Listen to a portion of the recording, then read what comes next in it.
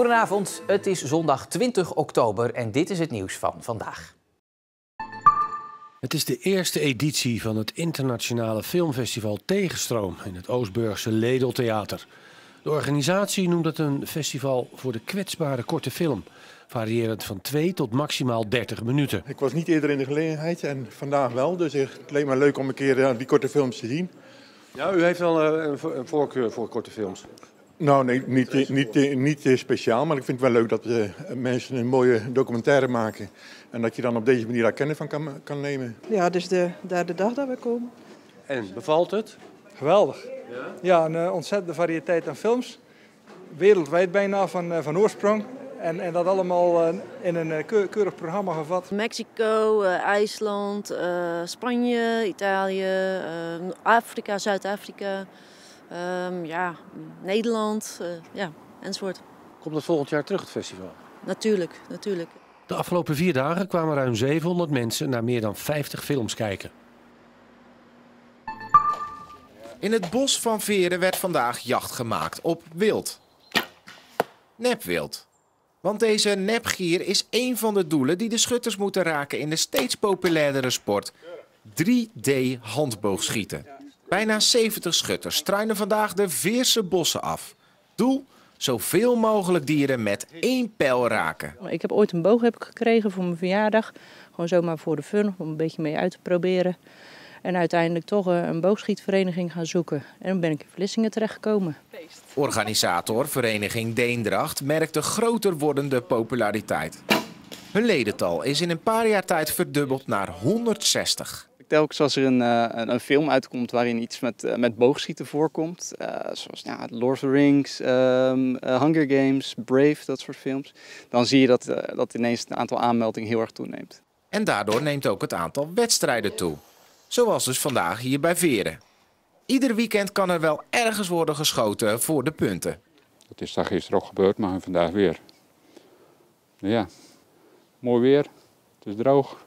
Wat wil je nog meer? Olympisch gaat deze sport dan misschien niet worden. Maar dat vinden veel deelnemers niet erg. Want de Olympische gedachte is veel belangrijker. Theo Hemelaar stopt met zijn Vlissingse zeewinkel. Hij gaat na 8 jaar met pensioen. In de afgelopen jaren heeft hij als winkelier met zijn spulletjes vol trots zijn liefde voor Vlissingen overgebracht. Ik toch aan één kant heel veel reclame gemaakt heb voor Vlissingen. Door heel veel mensen van overal, ter wereld. En we hebben natuurlijk ook veel klanten die met een boot in de haven liggen of voor business in Vlissingen zijn. Die Vlissingen zo geweldig mooi vinden en dus altijd weer maar terugkomen. Maar toch komt er aan alles een einde. Ik heb wel de nodige klanten uit binnen- en buitenland. Als ik het vertel, die een paar keer had, die huilend de deur uitgaan. Maar ondanks zijn pensioen blijft het winkeltje en Vlissingen in zijn hart. Ik ben er toch, en dat is niet om op te scheppen of zo, maar altijd wel een beetje trots op geweest. Ik ben hierboven geboren, in Nieuwedijk, met zicht op de zee, zicht op de Schelde. Ik kijk naar elke boot die langskomt, maar wat is het heel klein? Of wat veel mensen niet mooi vinden, een containerboot. Schepen en de zee is prachtig, alles erop en eraan. Met meeuwen, zeehonden, schelpen, helemaal geweldig. Die ligging en het uitzicht als je op de dijk staat of op de boulevard staat, het is uniek in de wereld. Ik ben heel veel geweest, overal, zakelijk en privé. Maar toch elke keer als ik de boulevard oprijd, dan denk ik, ja, dat hebben wij toch maar. Omoemenu in de zwart-witte shirt speelt nog altijd op het hoogste niveau van Nederland. En de club uit Middelburg is goed begonnen aan het seizoen, want vorige week won het de eerste wedstrijd. En vandaag is Amstelveen de tegenstander. Dit is de tweede helft en een try van Oumar Mbenge. Een goede score, want Omoemenu had het in die eerste helft lastig. Maar stelt orde op zaken in de tweede helft. Dit is een conversie van Joey Luidwieler. Hij was weer goed voor veel punten vandaag. Omoemenu speelt dus niet in de pool om het landskampioenschap, maar kan de trophy pakken. En dat willen ze ook graag doen, die prijs pakken.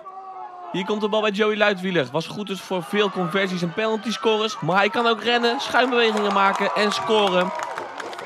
Een fantastische treffer van Joey Luidwieler. Hij raakt wel geblesseerd, wordt ook gewisseld.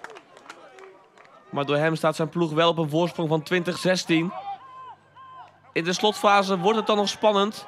Amstelveen dringt aan en komt met aanvallen. Omoemenu moet er alles aan doen om de voorsprong te behouden.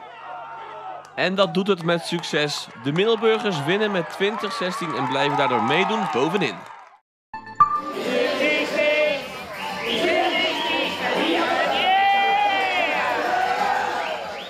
Bier, braadworsten en lederhozen. Renesse stond gisteren in het teken van Duitsland en het Oktoberfest. Vooral bekend als het volksfeest van Beieren, maar nu ook in Renesse.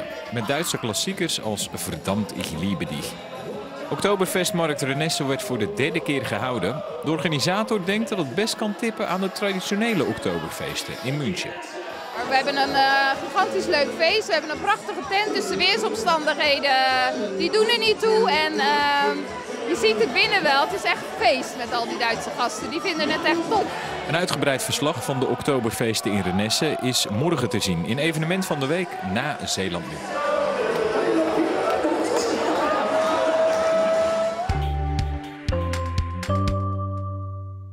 Tot in de middag was het nog op de meeste plaatsen droog. Verder was het vandaag bewolkt. En van boven Frankrijk en België zien we gebieden met regen naar het noorden opschuiven. Ook wij hebben er vanavond en vannacht mee te maken. Het is dus bewolkt en zijn perioden met regen. De wind is noordoostelijk en matig, misschien op het water even vrij krachtig, windkracht 5. Langs de kust misschien even windkracht 6. De temperatuur is niet lager dan 10 of 11 graden komende nacht. Morgenochtend wordt het al vrij snel droog. Vanuit het zuiden van boven België gaat het geleidelijk ook wat opklaren. Vooral morgenmiddag zien we af en toe de zon in de provincie. Met matige wind, kracht 3 tot 4, wordt het wat zachter dan vandaag. 14 tot 16 graden. Dat zijn de maximumtemperaturen. De rest van de week is het overwegend droog onder invloed van een hoge drukgebied. Bij tijden breekt de zon goed door. 'S Middags wordt het 15 of 16 graden, met niet veel wind. Donderdag kan het nog net iets zachter worden. Tot zover nieuws en weer van deze zondag. Straks Omroep Zeeland Sport uiteraard. En morgen dan ben ik er weer, dus graag tot dan. En voor nu, een fijne avond.